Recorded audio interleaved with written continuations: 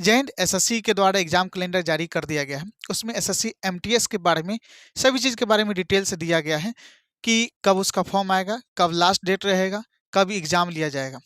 तो चलिए देखिए, यहाँ पर आपको बता देते हैं कि आपका जो एसएससी एमटीएस का एग्जाम होगा वो जुलाई अगस्त में होगा। इसका फ़ी जो है लगभग 100 रुपया रहने वाला है। एसएससी का हर एग्जाम का फ़ी जो है आपका 100 रुपया ही रहता है। और एज की बात करें, देखिए यहाँ पर जो है 2 कैटेगरी में एज आता है। अगर आप सिर्फ और सिर्फ एसएससी एमटीएस की जो क्लर्कियल पोस्ट है, जो प्यून लेवल का जो पोस्ट आता है, उसकी बात करें तो 18 से 25 साल एज रहता है। लेकिन एसएससी एमटीएस में जो है पिछले 1-2 साल से जो है हवलदार का भी पोस्ट आने लग गया है। तो हवलदार के पोस्ट के लिए जो है उसका एज जो है 18 से 27 साल है, यानी कि आपको मिनिमम एज 18 साल होनी चाहिए। और प्यून के पोस्ट के लिए 25 साल मैक्सिमम एज, और आपका जो है हवलदार के पोस्ट के लिए मैक्सिमम एज जो है 27 साल, यानी अधिकतम उम्र जो है 27 साल होनी चाहिए। ओबीसी को 3 साल का छूट मिलता है और एससी एसटी को जो है 5 साल का छूट दिया जाता है। योग्यता है 10वीं पास। ये मतलब एसएससी का सबसे लो लेवल का पोस्ट है। और भारत के, मुझे नहीं लगता है कि जो 10th पास कर गए, भारत के हर व्यक्ति इसको फॉर्म भर सकते हैं जो 10th पास करेंगे और जिसका उम्र 18 साल पूर गया है। ठीक है। उसके बाद बात करते हैं सिलेक्शन प्रोसेस का। तो सिलेक्शन प्रोसेस जो है, पहले रिटन एग्जाम होता है, उसके बाद पीईटी होता है, उसके बाद मेडिकल होता है। आपके माइंड में आ रहा होगा कि अप्लाई डेट तो बता ही नहीं है, कब फॉर्म आने वाला है, और बेफालतू का बात डिस्कस करते हैं। चलिए आपको अप्लाई डेट भी बात बता दे रहे हैं कि जो इसका जो आपका फॉर्म आने वाला है, आपका आने वाला है 7 मई। 7 मई से अप्लाई चालू होगा और 6 जून तक अप्लाई होगा। टोटल 1 महीना आपको जो है अप्लाई करने का समय मिलेगा। तो 7 मई से अप्लाई होगा 6 जून तक, और जुलाई अगस्त में इसका एग्जाम हो जाएगा। ठीक है।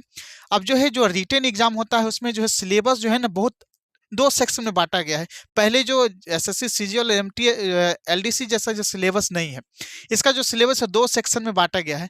पहला सेक्शन में 40 प्रश्न आता है, 120 मार्क्स का आता है। ठीक है। जिसमें 45 मिनट समय दिया जाता है आपको। ठीक है।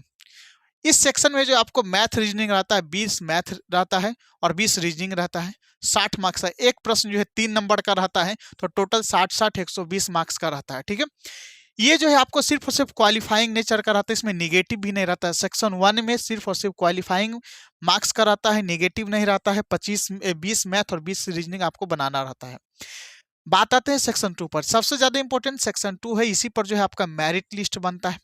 ठीक है। ये सिर्फ क्वालिफाइंग नेचर का है। इसमें 50 क्वेश्चन पूछा जाता है। 50 क्वेश्चन, जो कि एक क्वेश्चन 3 नंबर का रहता है, तो टोटल 150 मार्क्स का जो है नंबर हो गया। ठीक है।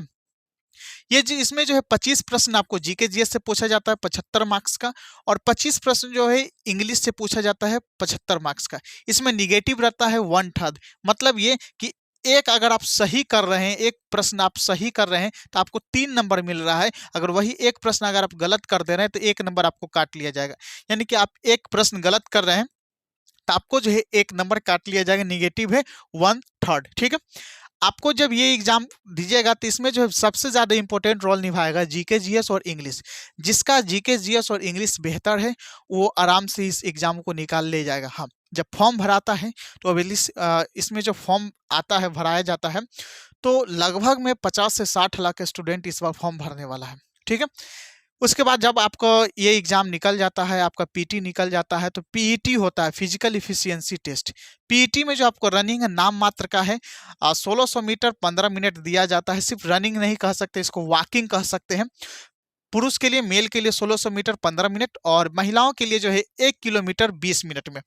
हाइट की बात करें तो हवलदार पोस्ट के लिए जो है, ये जो भी आपका पीटी होगा, ये हवलदार पोस्ट के लिए होगा। हाइट में 157 सेंटीमीटर हवलदार पोस्ट के लिए मेल का होना चाहिए, और फीमेल का जो है 152 सेंटीमीटर होना चाहिए। चेस्ट में मेल का जो चेस्ट 81 से 85 सेंटीमीटर, और फीमेल का चेस्ट नहीं नापा जाता है। फीमेल का वजन होता है, फीमेल का जो है कम से कम 48 केजी वजन होना चाहिए। तो ये पूरा प्रोसेस है आपका एसएससी एमटीएस का। और आपके पास अभी भी लगभग में जो है 5 से 6 महीना है। अगर आप अभी से तैयारी कर रहे हैं तो बेहतर तरीके से तैयारी कर सकते हैं।